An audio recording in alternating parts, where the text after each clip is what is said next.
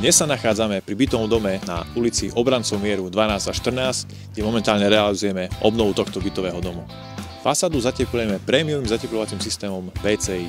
Ako vrchnú omietku používame Nobiozet, ktorá je mimoriadne odolná voči plesňam a voči znečisteniu. Vďaka tejto omietke tento bytový dom bude vyzerať nádherne aj po mnoho rokov. Estetiku dvíhajú ešte aj okrasné lišty, ktoré sme do fasády zapracovali. Vďaka tomu vieme moderne zrekonštruovať aj starší bytový dom, tak aby si zachoval svoje čaro. Podlahu týchto lodží obnovujeme prémiovým lodžovým systémom PCI Peciten Classic Plus. Výhoda tohto systému spočíva v tom, že podlahu vieme zatepliť, má dostatočnú hrubku poteru, vďaka čomu sa dlažba na vrchu neprehrieva a izolácia takto zrealizovanej podlahy vydrží desiatky rokov. Strechu sme už zateplili a na vrch sme použili asfaltové pásy s bielým bridličným posypom.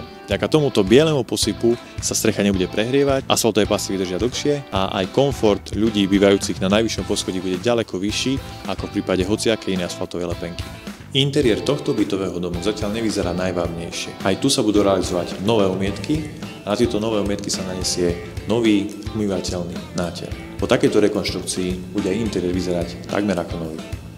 Rekonštrukcia tohto bytového domu sa nám pomaličky chýli ku koncu a už sa teším, až vám to v nasledujúcom videu prinesieme hotové.